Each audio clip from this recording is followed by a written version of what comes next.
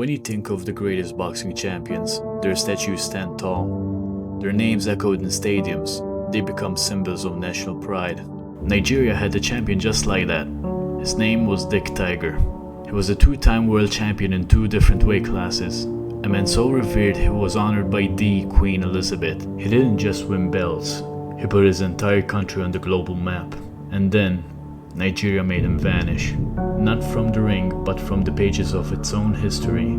The same government that once threw parades for him seized his property, banned him from his homeland, and tried to scrub his name from the record books. This isn't just a story about a forgotten athlete. It's about how a nation's greatest hero became an enemy of the state, and it all started when Dick Tiger had to make an impossible choice. A choice between his country and his people.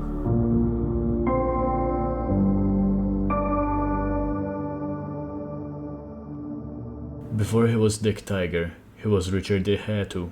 Born in 1929 in a small Nigerian village, his childhood was spent on the family farm, a world away from the dazzling lights of Madison Square Garden. As a teenager, he moved to the capital, Lagos, where British soldiers introduced him to boxing. It turned out he was a natural. He was so strong, tenacious, and fiercely determined. He quickly owned the local scene. But he knew that to become a true champion, he had to leave home. So, in the mid-1950s, he sailed for Liverpool. The move was so brutal, he took grueling factory jobs just to pay for a room and his training. In the ring, he faced constant racism and was often treated as just the opponent, a guy brought in to make local British fighters look good. He lost his first 4 fights in England, and he nearly gave up. But Richard Ehetu had the heart of a tiger. He kept going. That resilience paid off. With new managers and the sharper style, he started winning. And then, in 1958, he won the British Commonwealth middleweight title. It was a massive win that set him on a path to global stardom. He had survived the worst of it all, and now the world was about to learn his name. With England conquered, Tiger set his sights on the US, the heart of professional boxing. And there, he didn't just compete, he shattered expectations. In 1962, he stepped into the ring with the formidable Gene Fulmer for the world middleweight title. Tiger was the underdog, but for 15 grueling rounds, he dominated Fulmer to win the championship. The victory was so total that when they had a rematch in Nigeria the next year, Tiger won by knockout, cementing his status as a national hero in the first world title fight ever held in Black Africa. But was he done? Not even close. In 1966, he moved up a weight class to challenge Jose Torres for the light heavyweight championship.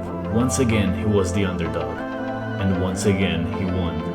Dick Tiger was now a 2-division world champion, one of the very few in that era and the first ever from Africa. He was more than a boxer, he was an ambassador for a newly independent Nigeria. His victories were a source of incredible national pride, a symbol of African strength on the world stage. He was even honored by world leaders and even awarded the Order of the British Empire by Queen Elizabeth. Dick Tiger had reached the very top. He had everything a man could want and everything to lose. And back home, the drums of war were starting to beat. Early reports like these from Biafra were on film in black and white. Colour film was to follow. 2 minutes later, the Biafrans are having trouble getting their troops to advance from their forward positions. Most of their bullets are going into the ground ahead. In 1967, right at the peak of his reign as light heavyweight champion, his homeland was tearing itself apart. Nigeria, a nation whose borders were drawn by colonial map makers, was a fragile mix of different ethnic groups. Tensions between the government, largely run by the Hausa Fulani people, and the Igbo people of the eastern region, finally exploded. After facing horrific violence and political exclusion, the Igbo people declared their independence, forming the Republic of Biafra.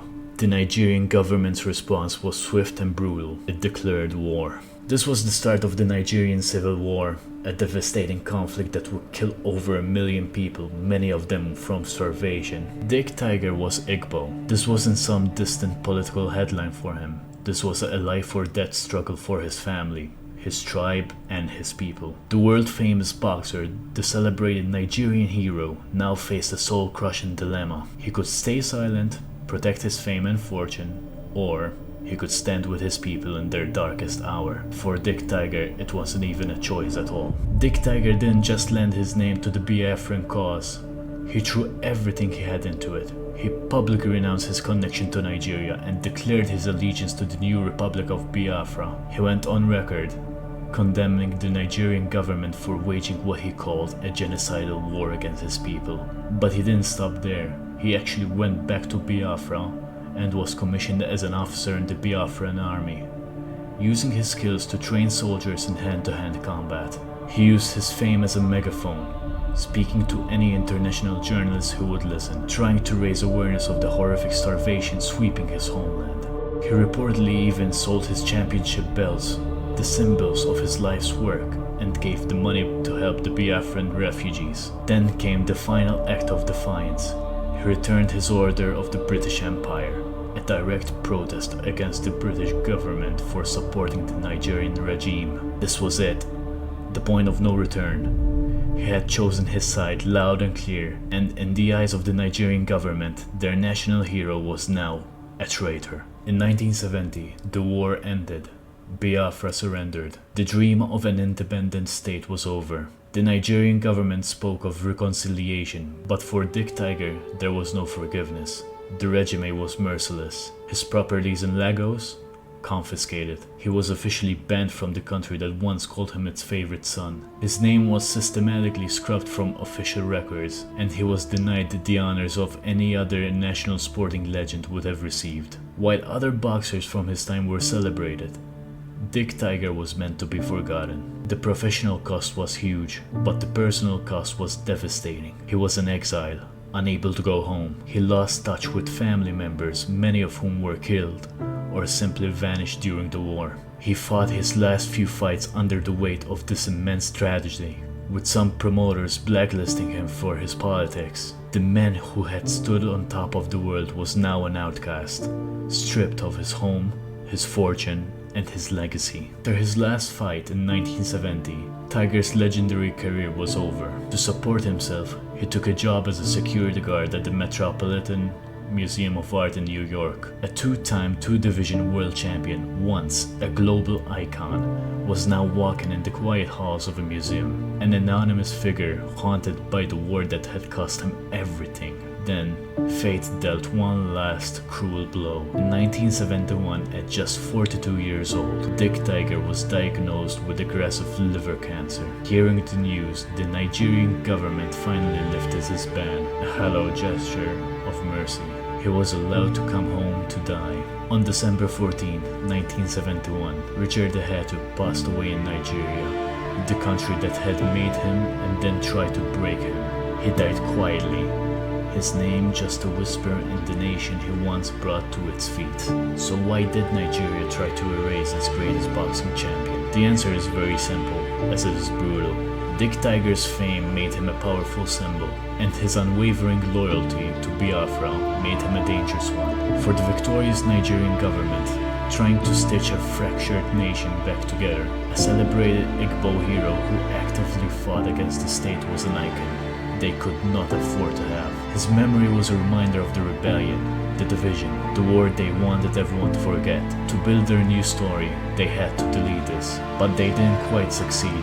While Nigeria tried to forget him, the world of boxing never did. In 1991, he was inducted into the International Boxing Hall of Fame.